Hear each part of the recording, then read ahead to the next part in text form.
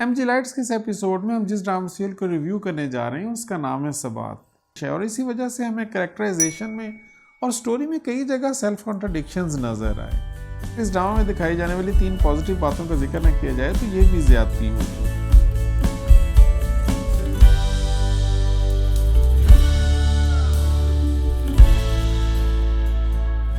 दोस्तों, मैं हूं सौलत और आप देख रहे हैं आपका अपना चैनल मीडिया केपन lights, also known as MG lights.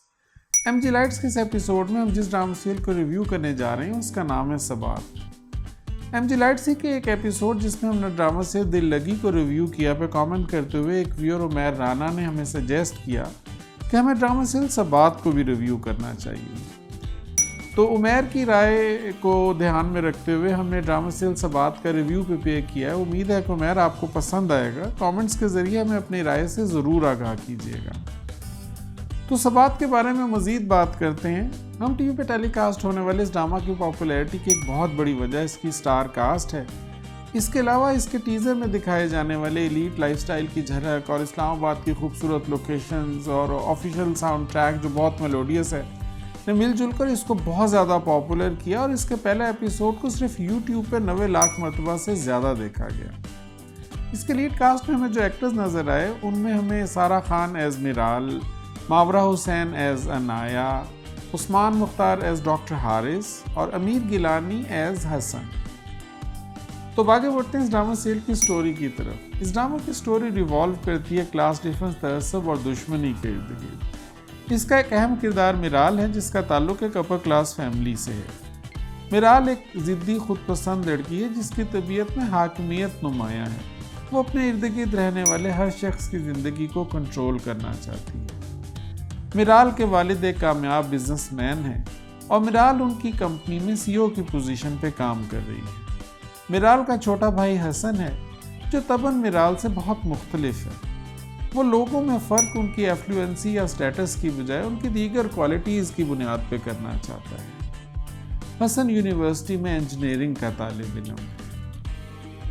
In separate story line, Anaya एक ज़हीन और ख़ुद एतमाद लड़की है जिसका ताल्लुक एक मिडिल क्लास फैमिली से है। वो इंजीनियरिंग की तालिब इल्म है और हसन की क्लास फेलो है। हसन अनाया की ज़हानत और ख़ुद एतमादी से बहुत मुतासिर है और तालीम मुकम्मल करने के बाद उससे शादी करने का इरादा रखता है।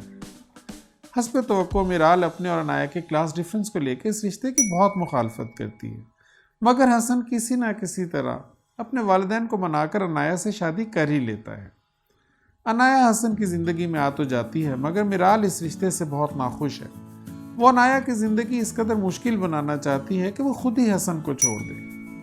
हसन और मिराल के वालिद फरीद साहब भी इस मामले में मिराल का साथ देते हुए ही नजर आते हैं। एक रोज़ जब मिराल दफ्तर में सबके सामने अनाया पर हाथ उठाती है तो हसन के पास इसके अलावा और कोई चारा नहीं कि वो अनाया को लेकर यह घर छोड़ दे। हसन और अनाया के जाने के बाद मिराल एक नई चाल चलती है। वो हसन के एक दोस्त आतिफ को लालच देकर इस बात पर रजामंद करती है कि वो हसन के दिल में अनाया के लिए गलत फहमी डाल दे ताकि हसन खुद ही अनाया को छोड़ दे। इसी दौरान मिराल की मुलाकात डॉक्टर हारिस से होती है जो बाय प्रोफेशन एक साइकेट्रिस्ट है।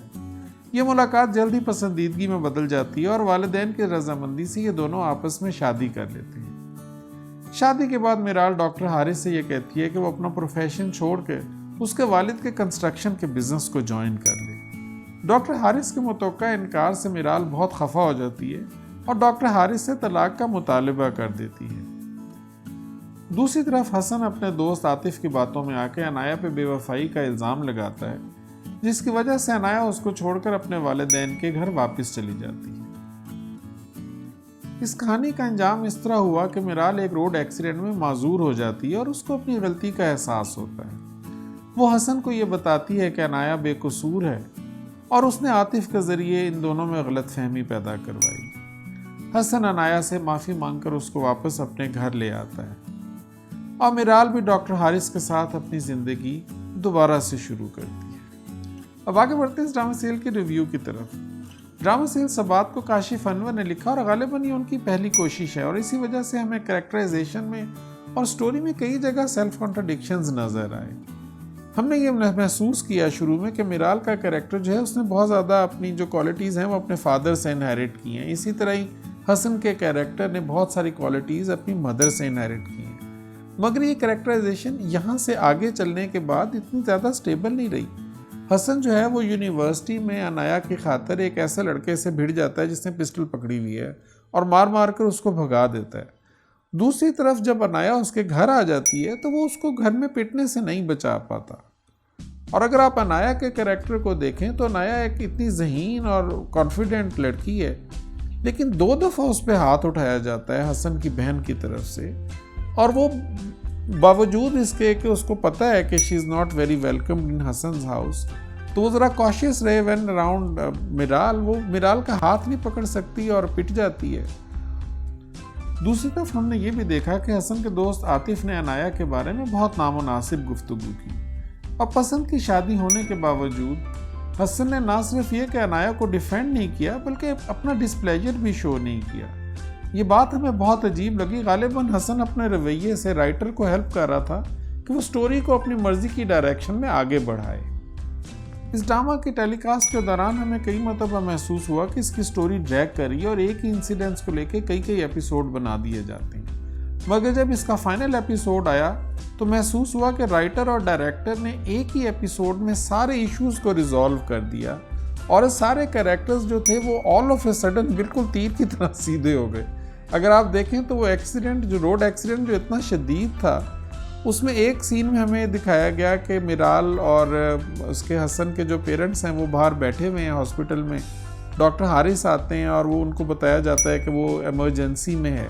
वो इमरजेंसी में जाते हैं और उसी लम्हे हमें जब ये दिखाया जाता है कि भागा हुआ जब भाई उनका वहाँ पहुँचा तो मिराल ये ना सिर्फ ये कि अपने बेड पे बैठी हुई हैं, उनके बाल बहुत अच्छे से बने हुए हैं और स्पाइनल इंजरी के बावजूद ना तो उन्होंने कॉलर पहना हुआ है, और क्योंकि गाड़ी में इंजरी हुई तो उनके मुंह पे शीशे लगने चाहिए थे, उसका भी कोई निशान नहीं है, और वो बग़ैर चेहरे पे कोई तकलीफ़ का तासुर वगैरह लाए बड़े मज़े से अपने सारे जराइम का एतराफ़ कर रही हैं। और विद इन फ्यू सेकेंड्स उन्हें यह पता चल चुका है कि वो हमेशा के लिए माजूर हो गई हैं और गालिबन उनको बोलने में भी, को बैठने में भी कोई तकलीफ़ नहीं है। इसी तरह ही जब वो अनाया के घर जाती हैं तो अनाया उनको देखते ही समझ जाती है कि ये माजूर हो गए, कुछ ही कहने सुनने की नौबत नहीं आती और वो अंदर जाती हैं और माफ़ी तलाफ़ी इतनी जल्दी से हो जाती है।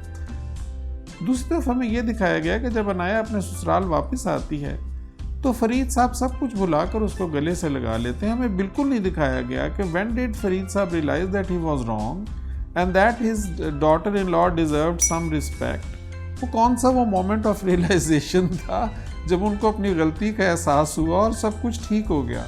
तो ऐसा महसूस हुआ मुझे ये कि राइटर जो थे वो और डायरेक्टर ऐसा चाह रहे थे कि स्टोरी का जो लास्ट एपिसोड है वो फुल ऑफ सरप्राइजेस हो और फुल ऑफ चेंजेस हो, और वो तमाम कॉम्प्लिकेशंस और तमाम ओपन एंड्स जो थ्रू आउट द सीरियल छोड़ चुके हैं वो स्टोरी में किसी ना किसी तरह रिजॉल्व और क्लोज हो जाएं।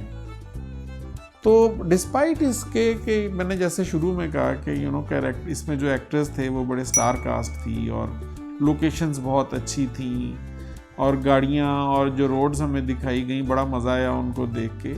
ड्रामा की स्टोरी में ना कई जगह फ्लॉज नज़र आए।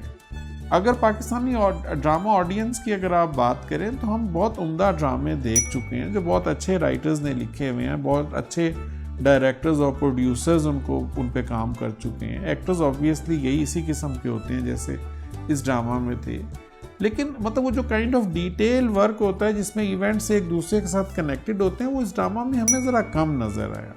इस ड्रामा में दिखाई जाने वाली 3 पॉजिटिव बातों का जिक्र न किया जाए तो ये भी ज़्यादती होगी। इस ड्रामा में जो फीमेल कैरेक्टर्स दिखाए गए वो बहुत स्ट्रॉन्ग दिखाए गए। वो कैरेक्टर चाहे अनाया की वालदा का हो या हसन की वालिदा का हो या ख़ुद अनाया का हो या इवन मिराल का हो, ये बहुत स्ट्रॉन्ग फीमेल कैरेक्टर्स थे। And then they had this attitude and aura about them कि वो बेचारी ख़वातीन नहीं हैं, they can stand up for themselves, they can earn and they can still stand for their rights and ask for justice by themselves। तो ये चीज़ हमें बड़ी अच्छी लगी क्योंकि आजकल अक्सर टीवी ड्रामाज में हमें जो टॉपिक होता है वो लड़कियों पे होने वाले मजालिम का जिक्र होता है बहुत ज़्यादा, जो लड़कियों के साथ साथ इवन आदमियों के लिए भी बहुत डिप्रेसिंग होता है देखना। दूसरा इशू जो इस ड्रामा में पॉजिटिवली हाईलाइट किया गया वो female harassment at work place था। इस ड्रामा में ना सिर्फ ये कि इस इशू को हाईलाइट किया गया बल्कि फीमेल्स को इसका हल भी बताया गया, और ये बात यकीनन बहुत ही पॉजिटिव पॉइंट है इस ड्रामे का। तीसरा लेसन जो इस ड्रामा के ज़रिए व्यूअर्स को दिया गया वो ये था कि शादीशुदा ज़िंदगी में कपल्स को अपने डिफरेंसेस को डायलॉग के ज़रिए रिजॉल्व करना चाहिए। चीज़ों को अपने दिल में रख लेना अक्सर मसाइल का हल नहीं होता। तो दोस्तों, ये था आज का एपिसोड। आपको हमारी कोशिश कैसी लगी? प्लीज़ अपने कमेंट्स के ज़रिए हमें अपनी राय से ज़रूर आगाह कीजिएगा। अगर आपको ये एपिसोड अच्छा लगा तो प्लीज़ इसको लाइक कीजिए और हमारे चैनल को सब्सक्राइब कीजिए और बेल आइकन दबाना ना भूलें, ताकि अगली दफ़ा जब भी एक नया एपिसोड अपलोड हो आपको उसके बारे में सबसे पहले बताया जा सके। देखते रहिए MG lights, and thank you for your time.